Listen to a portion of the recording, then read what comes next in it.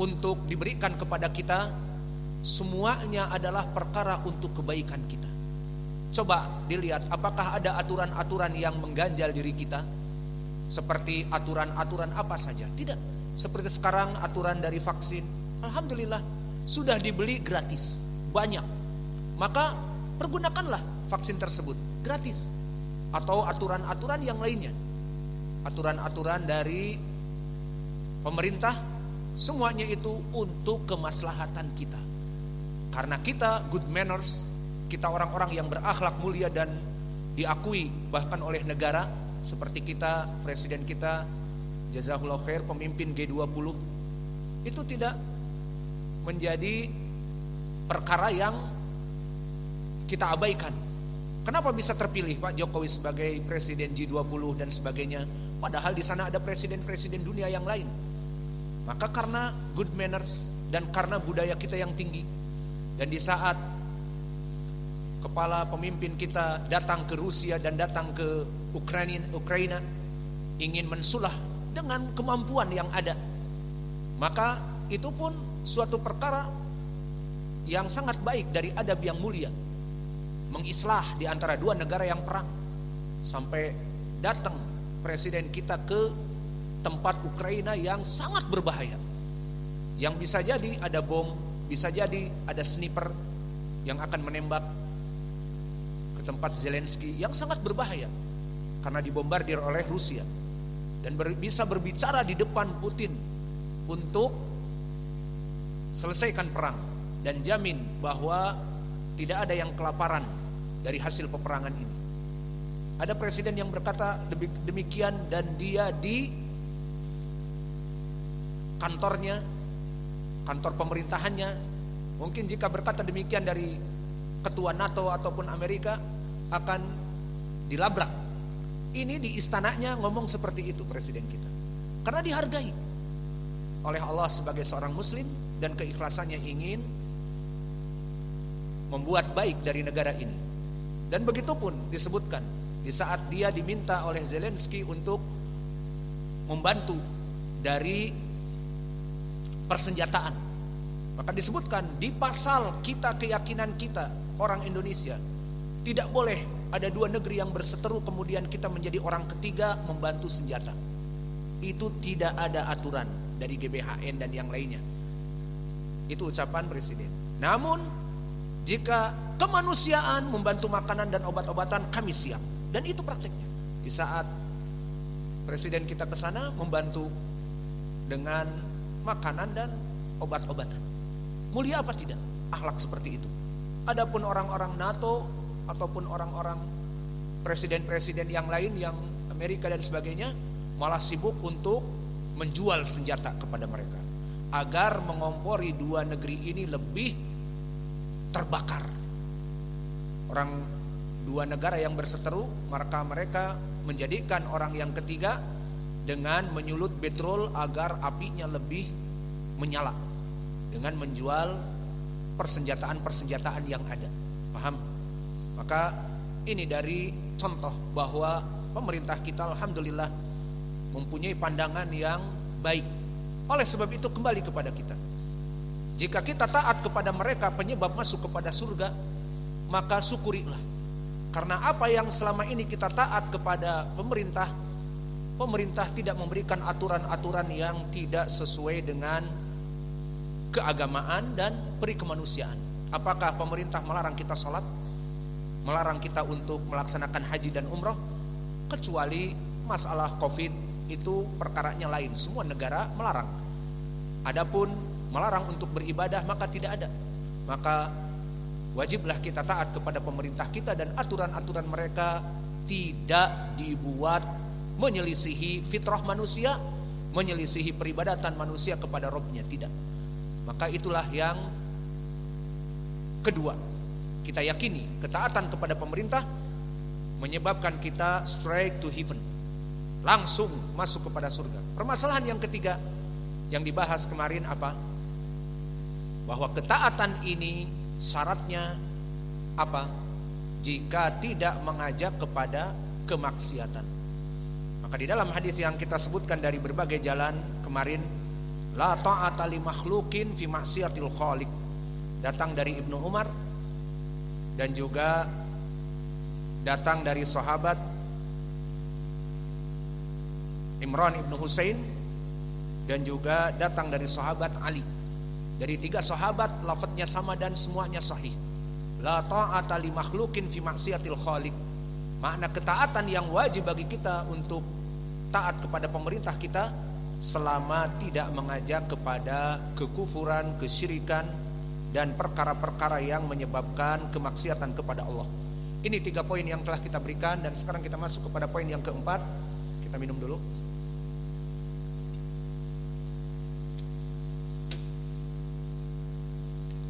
Maka poin yang keempat, manhaj ahlus sunnah, usul as-salafiyah, tidak khuruj anil hukam, la bil mudhaharat as-silmiyah wala bil inqilabat. Maknanya dari manhaj ahlus sunnah wal jamaah, kita tidak boleh keluar dari pemerintah dengan istilah di sini pemberontakan kepada pemerintah. Baik pemberontakan itu dalam bentuk fitnah yang kecil, apa itu? Seperti di mimbar-mimbar para dai-dai khawarij membuat provocation. Pemerintah tidak adil, pemerintah buruk. Ayo kapan 2024 agar dia turun bla bla bla. Maka membuat provokator kepada rakyat untuk membenci pemerintahnya. Ini. Dan yang kedua juga tidak boleh keluar maknanya dengan mudhaharat ataupun keluar dengan massa yang banyak, demonstration. Meskipun mereka orang-orang Ikhwanil Muslimin dan orang-orang Sururiyin dan orang-orang Hizbut Tahrir sama, namun lebih ekstrim Hizbut Tahrir daripada Ikhwanil Muslimin. Mereka sama mengatakan al-mudhaharat as-silmiyah. Itu yang kami ingat diaman, bahwa kita melaksanakan demo yang selamat, maknanya demo tanpa anarkis. Itu ucapan jempol saja. Karena setelah terkumpul ribuan di jalan, bisakah kita mengkontrol mereka? Apalagi mereka orang-orang di jalanan, banyak di antara mereka yang mempunyai tendensi. Ada yang memang dibayar oleh kelompok luar untuk mengacaukan pemerintahan. Gak ada hubungannya. Ada yang memang dia pemikirannya khawarij, ingin menjatuhkan pemerintah. Maka kita tahan, silmiah, maknanya jangan anarkis. Bisa jadi dari kelompok kita yang memang sudah sepakat tidak anarkis, dari ormas-ormas atau yang sebagainya. Namun dari pihak-pihak yang luar yang ingin Indonesia itu hancur luluh lantak dengan adanya fitnah kudeta, dengan adanya fitnah demonstrasi yang besar sehingga menimbulkan inqilabat ataupun kudeta, maka mereka tidak akan silmiah, maknanya damai, hanya sekedar yel-yel turun. Tidak, tetapi bakar ini dan mengganyang dari supermarket dan juga melempar dan membunuh dari pasukan anti huru-hara, Brimob, atau membuat bom Molotov, dan ini yang terjadi. Maka hakikatnya permasalahan demokrasi bukan dari Islam, perlu diketahui. Lalu bagaimana mereka mempunyai syubhat orang-orang Ikhwanil Muslimin? Kita ingin menyalurkan idiom, pendapat. Di dalam manhaj Ahlussunnah wal Jamaah juga termasuk ini pelajaran dari usul i'tiqad Ahlussunnah. Ulama Ahlussunnah menasihati waliul amr dengan baik. Bagaimana? Menasihati antara dirinya dengan waliul amr. Bisa bertemu langsung, bisa dengan menelpon, tentunya dengan izin mereka orang-orang yang ada di dalam, atau bertatap muka dengannya, atau menulis surat. Dan ini yang dilakukan oleh para ulama ahli sunnah kepada amir-amir mereka. Kami dapati khabar dari Syekh kami Muqbil Al-Wadi'i. Dia menceritakan bagaimana Syekh Ibnu Baz rahimahullah mengkafirkan dari Muammar Al-Khaddafi. Siapa Muammar Al-Khaddafi? Gak tahu. Pelajaran geografi gak tahu. Atau pelajaran apa? presiden Libya. Maka Muammar al-Qaddafi dikafirkan, bahkan Syekh Mukbil pun mengkafirkannya dengan menyebutkan qadafahullahu bil bala, semoga Allah melempar dia dengan bala. Namun di sini dia ingin menceritakan bagaimana Ibnu Baz, dia menceritakan gurunya Ibnu Baz termasuk dari gurunya Syekh kami Mukbil. Bagaimana Syekh kami Ibnu Baz menasehati Muammar al-Qaddafi selama 4 tahun kata Syekh. Baru setelah itu dikafirkan. Ini tidak sembarangan. Dan tidaklah Syekh bin Baz berbicara di pidato-pidato mimbar dan sebagainya, tidak. Dan tidak menyuruh orang-orang Libya untuk memberontak, tidak. Dia memberikan surat. Dan kata Syekh, di saat 4 tahun itu sering menelpon dan menanyakan, apakah sudah dibaca surat saya wahai Muammar? Seperti itu. Belum, bacalah, saya telah mengirim surat. Kenapa? Karena Muammar al-Qaddafi di saat memerintah negerinya Libya, dia membuat undang-undang dinamakan Kitabul Akhdar, kitab hijau, dan berkata, "Idza wafaqal Qur'an ma'a Kitabil Akhdar naj'al fawq ru'usina. Walakin idza khalafal Qur'an narmi baina duhurina." Maknanya Al-Qur'an ini jika berkesesuaian isinya dengan kitab Al-Akhdar, kita jadikan di kepala kita. Namun jika menyelisihi Al-Quran dengan kitab Al-Akhdar, Al-Quran ini kita buang di belakang punggung kita. Kufur apa tidak ucapan ini? Jelas kufur. Membuat undang-undang di atas dari Al-Quran dan Sunnah, dan dia mengaku sebagai pemimpin Muslim dan sebagainya. Maka setelah 4 tahun ditelepon, sudah mendengar nasihat saya dari kaset, dari suara, dari tulisan. Kata Syekh Mukbil, setelah 4 tahun maka akhirnya dikafirkan dan tidak diberikan taufik oleh Allah, dikafirkan para ulama dan cuek saja. Akhirnya dia mati bagaikan tikus, digorong-gorong. Karena di saat musim kudeta di negeri-negeri Arab, di Yaman, di Suria, di Mesir, di Tunis, begitupun di Libya, maka terjadi revolusi. Dan Muammar Qaddafi mengatakan, kita akan menghancurkan mereka para Khawarij itu seperti tikus-tikus, kita cari sampai ke gorong-gorong. Ternyata kebalik, justru dia yang lari ke gorong-gorong, karena sudah memang saatnya harus seperti itu, Allah menginginkan. Maka akhirnya pemerintah dari ABRI mereka sendiri, tentara mereka sendiri pun tidak bersama Al-Qaddafi, sehingga Al-Qaddafi keluar dengan pengikutnya yang dibiayai uang darinya, yang masih terpercaya dari orang-orang dekatnya, dan ABRI sudah tidak bersamanya.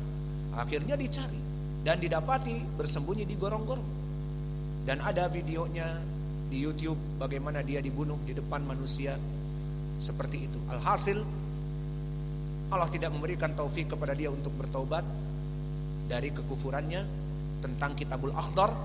Kembali kepada permasalahan bahwa manhaj Ahlussunnah wal Jamaah tidak melaksanakan kudeta dan demonstrasi meskipun asilmiyah, kata mereka, demonstrasi yang aman, yang tidak ada anarkis, tidak. Maka ajaran Islam kalau begitu bagaimana? Meskipun pemimpin kita zalim, atau bagaimana kita tidak keluar?